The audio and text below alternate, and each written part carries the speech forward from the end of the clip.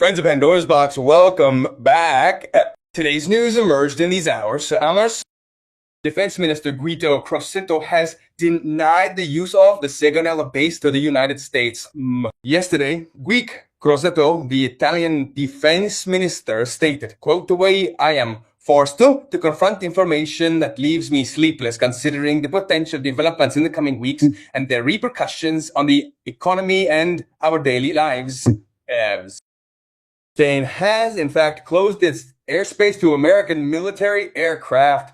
And with this context established, we will now delve into the fundamental issues driving this conflict. What are the aims of former President Trump and current Israeli Prime Minister? Do they share common goals? Is this a war solely of the United States, Israel, or perhaps both?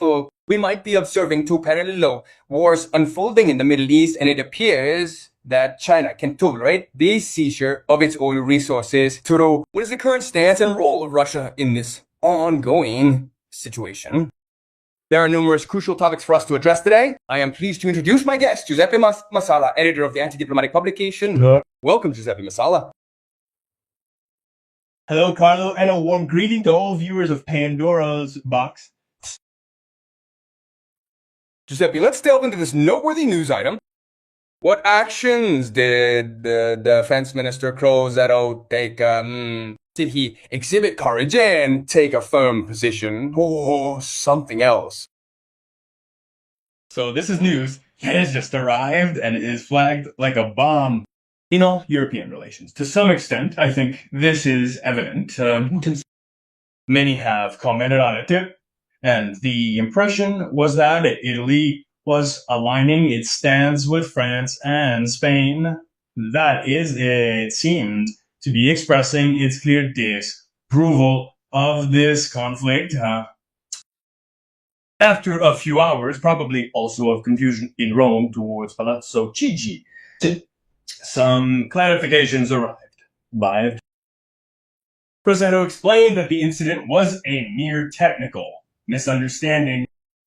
He clarified that Italy remains a firm ally of the United States, but treaty obligations require parliamentary authorization for any operational missions lutomolants. Therefore, the use of Sigonella was not granted because these planes that were supposed to make a stopover were on an operational mission and not a logistical one. Well, I mean, in some way, Crosetto is smoothing over the edges. He is trying to diminish the significance of, his previous statement. Probably also mindful of the fact that in a similar incident that occurred in Sigonella in 85 and Craxi, his actions earned him the hostility of the United States, and the outcome wasn't very positive from that perspective. What else can I say? But this assertion from Crosetto, when viewed within the larger context, clearly demonstrates a significant level of resistance to the military undertaking by the United States and Israel. France not only refused the use of its bases, but also closed its airspace, thereby exhibiting a strong stance against these actions. Spain did the same. To summarize, there's a significant and growing wave of discontent in Europe directed at the United States regarding this conflict, a conflict which it appears the European leadership was left on of. On the other hand, however, it must be said that even the United States and we on Twitter, the thunder and lightning of President Trump, out there is great, how can I say, irritation for these European positions, where even the future of NATO is being questioned. The claim that Trump states, we don't require Middle Eastern oil, therefore a closure of the Strait of Hormuz, is also subject to considerable debate and scrutiny. Deal with it yourselves. Reopen it. Nope, we couldn't care less. He also stated that. So we will see how it all ends up. However, significant tensions exist between the two sides of the Atlantic, between Europe and the United States. tensions that I do not recall ever seeing at these levels. At levels I have never before seen. Giuseppe, do you think there could also be a feeling of fear amongst the Italian leadership beyond just the tension and irritation? Alessandro Orsini has supported this view in recent days. He argued that Meloni, Crosetto, and Tajani are apprehensive due to Trump's unwavering and uncompromising demeanor. And he used the highly contentious and questionable example of the attempted kidnapping of Maduro. Do you agree with his assessment? Do you believe that Meloni, Tajani, and Crosetto are indeed experiencing fear? Yes, I believe they're experiencing. They are fearful for a number of reasons. They are fearful regarding the significant interference of the United States in the internal politics of Italy. And it's crucial to emphasize that if the United States, they want to bring down an Italian government, and they don't need to send the Marines to kidnap the Prime Minister. They can overthrow him directly with a public uprising or with one or two magistrates who send him home. Simply put, there's absolutely no problem with that aspect, you know? We all know that we are a country with limited sovereignty. But in addition to this element of fear, there is a greater element not only in Italy but also in Europe. Because clearly the two wars of the one in Iran are somehow metallic. We see that mirroring each other. Russia and China are providing logistical support and probably also armaments to Iran, as well as intelligence support, satellites and so on. Exactly what the United States is doing in Ukraine. So for better or worse, things are getting closer. It should also be noted that the Ukrainian front and the Iranian front are closer than they appear in the sense that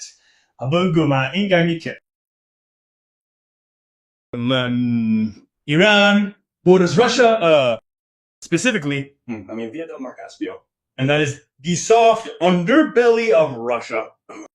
A loss of control over Central Asia would be catastrophic for Russia, rendering its borders indefensible, and leaving it facing a conflict on a scale far exceeding of the war in Ukraine. Imagine Ukraine multiplied 100-fold. It is therefore highly unlikely that Russia would accept a fall of the Iranian regime, and the broader implications extend to considerable unease within Italy, and indeed across Europe, concerning a potential alignment of these two fronts and the near global reach of the resulting conflict. Don't you think? Both Zelensky and Lavrov made this statement today, indicating that we are fast approaching a third world war. He made this statement in a press conference this very day, and this, in my opinion, is causing great concern. Beyond the standard political and military anxieties, we must also acknowledge the additional anxieties concerning the escalating costs associated with procuring energy and the uncertain availability of sufficient energy resources. It is becoming increasingly apparent that Europe, within the next few weeks, could face a serious fuel shortage, primarily impacting jet fuel, which appears to be the most vulnerable supply. Because the tragedy of the war in the Persian Gulf is not just the Hormuz blockade. It's that they've started shooting at each other and bombing the refineries. You may even have the oil, but if there are no longer any functioning refineries, it turns into a considerable problem. Right, so it's a very hazardous situation, extremely risky for numerous perspectives, and their apprehension is quite what do they need? They're right. There you go. Crosetto's words, therefore, ought to be understood in this context, and His declaration, "I'm forced to learn things that prevent me from sleeping," requires careful consideration. Well, I repeat, given what could happen in the coming weeks, the effects it will have on the economy and on our daily lives, it should be read in this way in practice. Absolutely, yes. And it will be a tragedy. No matter what, because, then, what must be said is that I don't remember which philosopher said something, in wars, first dead, first victim is the truth. In the sense that everyone makes propaganda. There's smoke of war. They tend to hide certain news. They say everything, the opposite of everything, right?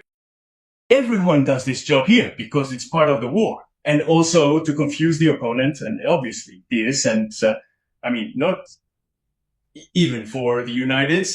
The game is as simple as Trump is doing. And he knows it well because he's not an idiot. It's true, as Trump says, that the United States does not need the oil of the Middle East. Yet the U.S. foundation of its empire relies on the petrodollar, essentially the fact that all petroleum trends are made in U.S. currency. Such a scenario is only possible if the United States does not suffer defeat in this war. Because if they lose the war over... In this sense, Giuseppe, in this, what will the United States do? So will they try to attack in Iranian soil? Anything is possible. In my opinion, the first option for the United States is an honorable way out of this huge mess into which not only the United States has fallen, but I would say the entire world. It involves the world whole, this situation. In my opinion, I want to get out of it, with the least possible damage. I must say, Giuseppe, I'm encountering a problem. Please pardon the interruption, Pino. But the signal quality isn't ideal today, causing some delays in the audio. How then can the United States exit this conflict in a manner that preserves its honor? Exiting in an honorable way means managing to reach an agreement with Iran for which Hormuz is reopened and for which, above all, oil prices and payments for oil continue to be priced in dollars. That is the minimum that cannot be discussed with the United States. That is the point. The problem is that we do not know if this element were to disappear. We do not know what the United States' reaction will be. Because the end of the petrodollar means the end of the dollar as a currency for exchanging goods and services and as an international reserve currency, and it means the end of the Amkin Empire. But I do not see the United States very willing to accept something like that. Honestly, I haven't seen anyone to act as a replacement for that. Not even close. Dollars. Because, frankly, the Chinese aren't keen to take on that responsibility, that role Americans currently perform of traveling the globe, purchasing all manner of goods, and thereby distributing dollars across the world. They don't have their own production, and they say, I have to feed 1 billion people. I'll buy from myself first, then we'll talk about it. But first, I'll support domestic factories. Sick factories. To get out of this huge chaos, the solution is a new Bretton Woods agreement, right? And above all, in my opinion, the end of this globalized world, that is, we need to return to macro areas where everyone, let's say Europe and Africa, We exchange what we don't have with each other. But first, everyone thinks about their own home. One own home. Yes. At that point, you make 5 or 6 currencies around the world that have international value. I mean, not one. It doesn't work anymore. It work anymore. There you go. And That stuff, please. yes, therefore. Apart from that, but what is your opinion on the United States, considering its behavior, its extremely aggressive posture, and unscrupulous, right? Trump's, even this administration is in fact accepting the reality that a multi-centered world inevitably defined by spheres of influence is ultimately the unavoidable destination we are heading towards. I think they are thinking about it. They are reasoning about it. They are talking more and more about a strong aggregation at the North American level that goes from Greenland to Venezuela, from Cuba to the United States, Canada, and Mexico. So, in short, they would like to concentrate more in their own backyard. I mean, I think this trend is there. It's just that we have to get this slowly and gradually, all at once, without anyone getting hurt. Too badly, you can't get there. Doing it overnight will inevitably cause someone harm, simply because it involves 2 vast continents, Europe and North America, doesn't it? North America has the huge problem of having a net financial position of $27,500 billion, meaning it has accredited towards the East and a debt towards its own foreign countries that is unpayable and enormous, right? Europe, for example, is not in this situation. On the contrary. But we have another huge problem. Our production is completely oriented towards export because that is the German model that was imposed on us with the introduction of the euro. And on the other hand, we are running out of energy. Of course, we don't have it anymore. And that is a serious problem. Right? But for example, Russia also has a huge problem. What is it? They are very wealthy, but few in number. And exploit everything. They exploit their wealth on everyone. Especially to the Chinese. So in short, that is a complex. And we should get there slowly. I haven't put that slowly. Otherwise, someone will get hurt badly. In my opinion. Listen, can Russia and China accept that their oil is taken away from them, as is happening now, for example, by the United States with the war in Iran? No, it is not acceptable to them. They have a huge production system. They produce practically more than 40% of the world's industrial production. Now, Chinese, they need energy. They don't have 1.5 billion people. So they need energy. So they don't have 1.5 billion people. So no. Innanzitutto energy. Cambio, they can't They can't give up. One of the techniques that Trump was using was to strangle them a bit. No, slowly to come and hurry, to come and patch us up.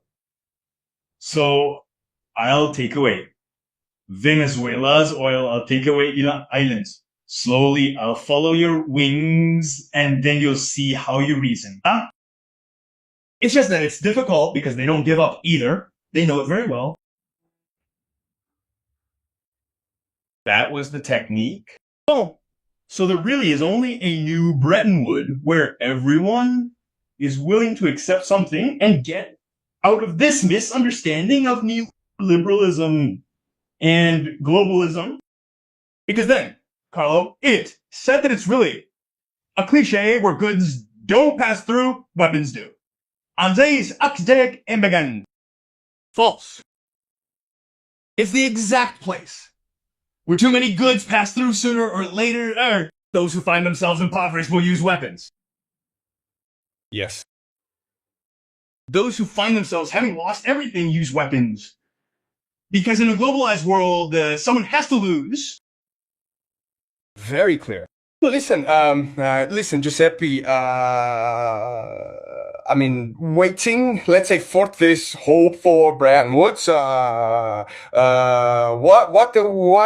can happen, in the meantime? What is destined to happen? In my opinion, I can take a European crisis into account. I can take a European crisis into account because, well, the energy problem we have is enormously significant.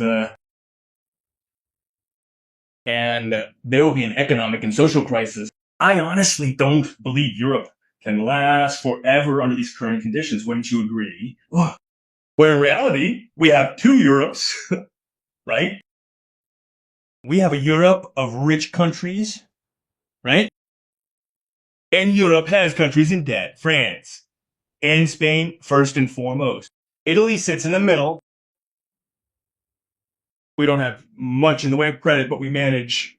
You could say we get by just fine. But this system can no longer hold up. It's no coincidence that Macron says every 2 to 3 times we must make agreements with China because we need Chinese investment. Dear Macron, you are the one who needs Chinese investment. We Italians don't need it. Just as neither does Germany, nor Austria, nor Denmark. It's France that is in great need of VIP and in serious deficit and needs to attract investment. Capital. We have our capital. You foresee This misunderstanding sooner or later. If you foresee it, you were also talking about social problems in Europe. Do you foresee possible unrest in Europe in the coming months? Yes. And countries where social conflict is, shall we say, more robust, even due to historical factors. Think of France. It's conceivable that we're moving to aggressively higher levels of social confrontation. Machine and the moment necessitables of social confrontation. Yes, I mean, we are talking about truck drivers on the road, blocking traffic, and so on. You see, countries like Italy, with our strong Catholic heritage, tend to, well, soften these sharp edges, if you will.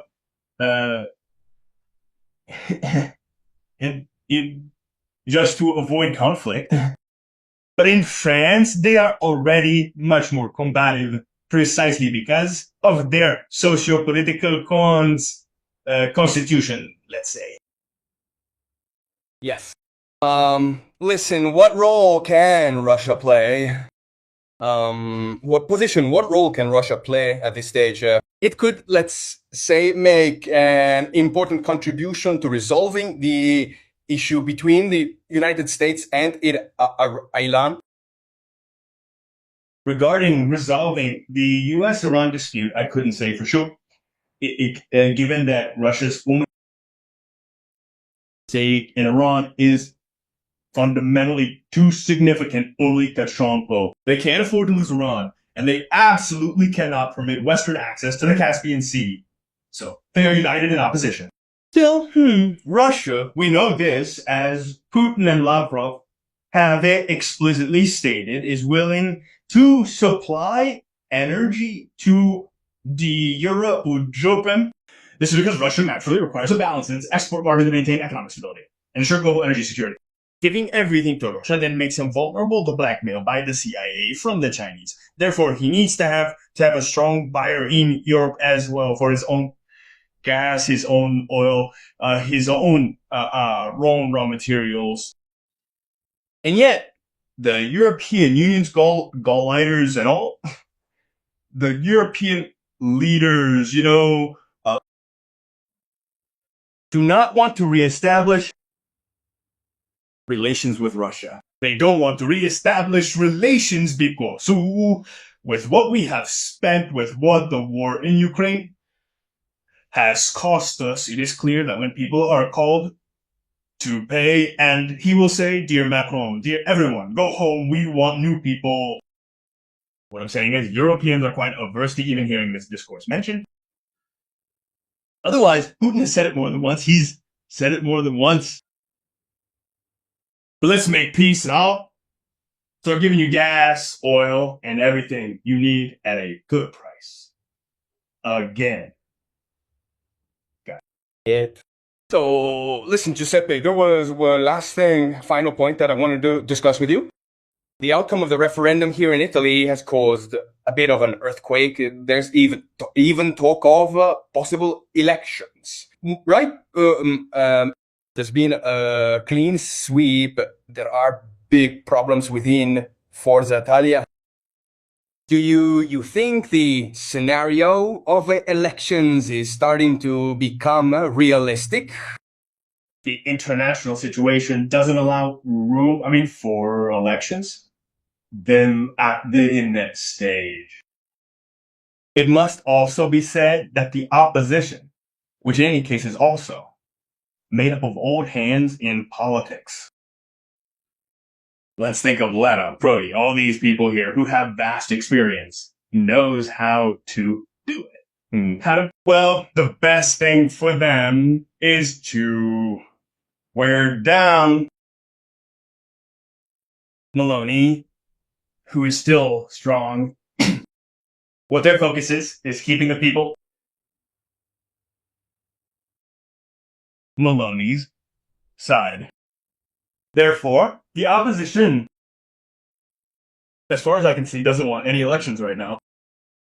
They want to wait and wear Maloney down. Yes.